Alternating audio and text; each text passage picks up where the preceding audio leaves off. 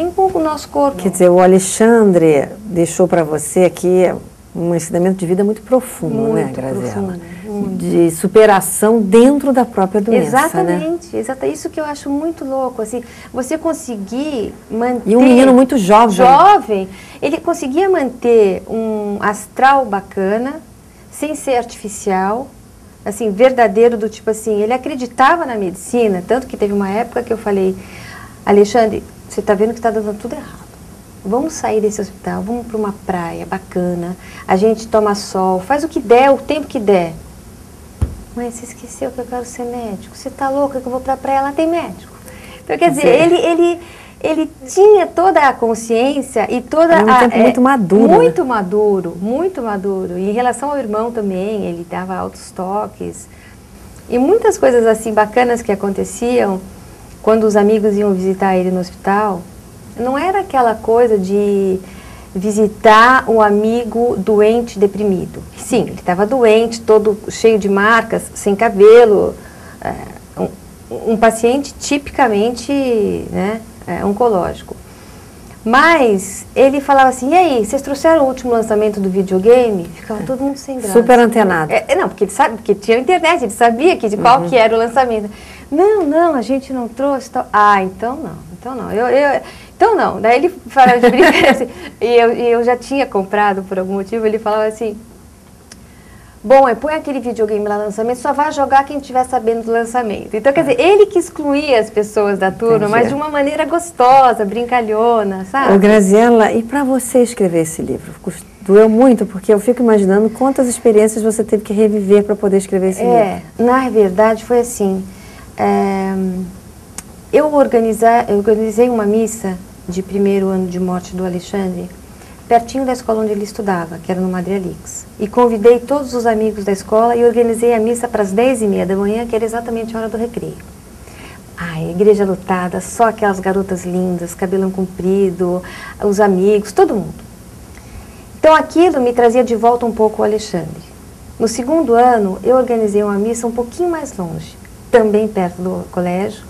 Eles podiam ir até se quisessem, também às 10h30 da manhã. Foi ótimo, as meninas maiores, era como se eu estivesse acompanhando o desenvolvimento do Alexandre. Só que aí, no terceiro ano, eu pensei, gente, isso daí é uma coisa, uma curtição minha. Sim. Eu acho que não é por aí. E aí eu não organizei a missa de 3 anos de morte e sentei no computador exatamente no dia 5 de agosto de 2006. Que é exatamente a primeira página do livro que eu dei o nome de Prelúdio. Porque eu estudei balé há muitos anos, assim, quase que desde que eu nasci. E prelúdio é tudo que antecede a uma peça musical, né? E sempre der uma introdução de alguma coisa bastante prazerosa. Então, a primeira palavra que eu escrevi no computador foi prelúdio. Como se eu tivesse me renascendo, como se eu tivesse me recontando a minha história para mim mesma. E aí escrevi e deixei lá. Então era a minha homenagem ao Alexandre, que substituía a missa. No dia seguinte eu voltei ao computador e li o que eu escrevi e gostei. Falei, nossa, tá bacana isso. E aí comecei a lembrar, putz, olha aqui tudo que aconteceu. E aí comecei a lembrar desde o primeiro dia da corrida de kart, que o Ale saiu do kart reclamando que estava com dor nas costas.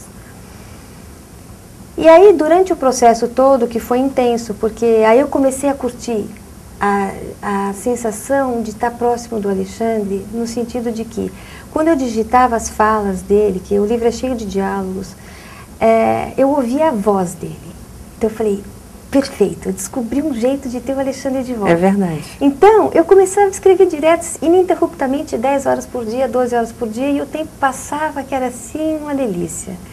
Bom, conclusão, passaram-se 2 meses, eu tinha o livro pronto, mas a ideia ainda não era o livro. A ideia era mostrar para o Marcelo, meu filho mais velho, que a vida dele era ele que tinha que cuidar, porque ele ficou tão triste que ele não tinha mais interesse pelo mundo. Ele perdeu a crença de que vale a pena o esforço. É porque a gente sempre ensina nossos filhos assim, gente, vamos lá, a gente tem que trabalhar e o esforço vem depois. Exatamente. E ele tinha um argumento fortíssimo. eu acreditei, todo mundo queria, todos os médicos trabalharam, o melhor hospital, os melhores médicos, e o Alexandre morreu. E ele falava assim, e ele morreu antes de mim, eu sou o irmão mais velho. Eu tinha que morrer primeiro. Nossa, que coisa dura, Graziela. Então, tudo isso é muito difícil. Então, a minha ideia era, como é que eu vou chegar no Marcelo e mostrar para ele que ele foi um irmão bárbaro, e ele foi mesmo, bárbaro. Saía da escola direto para o hospital, só contando casos para o Alê, contando como é que era a vida lá fora, super legal. E o Alexandre admirava muito o Marcelo. E aí eu queria mostrar para o Marcelo, e o livro eu dedico ao Marcelo, e eu queria mostrar para o Marcelo que a vida dele era preciosa, mesmo sem o Alexandre.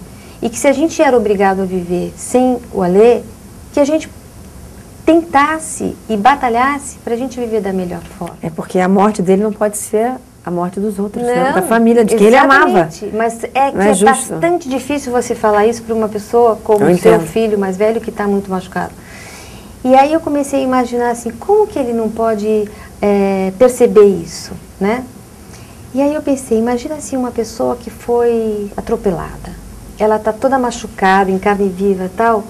Nem uma mãe, se chegar e abraçar e fizer carinho em cima da ferida, nem aquilo vai ser bom, porque ele está muito machucado. É verdade. Então a maneira que eu encontrei de me aproximar do Marcelo foi contando a história. E ele, ao ler, o que ele sentiu? Então, aí antes de mandar para a editora, porque a ideia original não era mandar para a editora, a ideia original era, Marcelo, olha o que aconteceu, olha como você foi bacana, olha como as coisas estão indo, né? Era uma série de folhas assim, que eu imprimi na impressora da minha casa e dei para ele, falei assim, mas olha o que eu escrevi. Ah, tá, deixa aí num canto. Esse canto durou um mês, ficou lá do lado da cabeceira dele. Aí passou um mês, a luz do quarto ficou acesa a noite toda e no dia seguinte eu fui lá reclamar. Falei, pô, Marcelo, você não pode ficar acordado a noite inteira, porque você tem que dormir de noite e acordar de dia, ficar acordado de dia.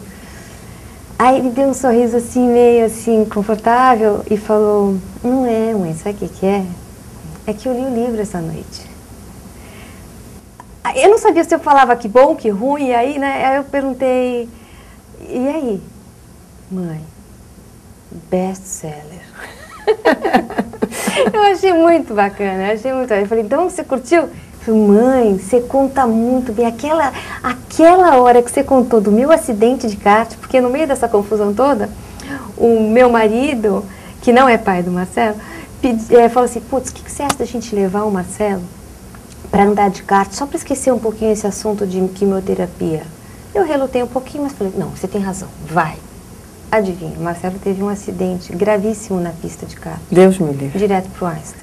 Não, isso aí ninguém merece. Ninguém merece. Então eu contei esse evento, esse episódio da batida de kart dele de uma maneira assim gostosa. E aí ele falou assim, mãe, você contou a minha batida de kart o máximo, eu adorei. Aí ele falou assim, mas o meu capacete não era tão cobiçado como você escreveu no livro. Mas isso deu motivo para ele voltar a querer viver então, mais? aí deu uma sensação muito bacana para mim, que foi assim, como é o nome dele que está no livro, é o meu nome, é o nome do meu marido, é o nome de todo mundo de verdade. Ele tinha 19 anos na época, né, quando eu lancei o livro, e eu perguntei assim, Marcelo, você gostaria que eu mudasse o seu nome? Né? Mãe, nada a ver. Todo mundo sabe que eu sou o irmão do Alê. E foi a primeira vez que ele falou o nome do irmão. Então, para mim, já estava ganho ali. É verdade. Eu falei, nossa, que massa. Olha aqui, Graziela. Foi um prazer enorme ter você. Imagina, eu que agradeço. Sucesso no livro, espero que as pessoas Obrigada. leiam. Lindo eu Pequeno também Médico. Muito. Tá bom? Você Obrigada. é uma pessoa maravilhosa. Sua história realmente é linda. Obrigada. Bem, o pensamento que eu deixo para você hoje é do poeta Maurício Rodrigues de Moraes. Problemas não são obstáculos, mas oportunidades ímpares de superação e evolução. Até o próximo Salto Alto. Bye.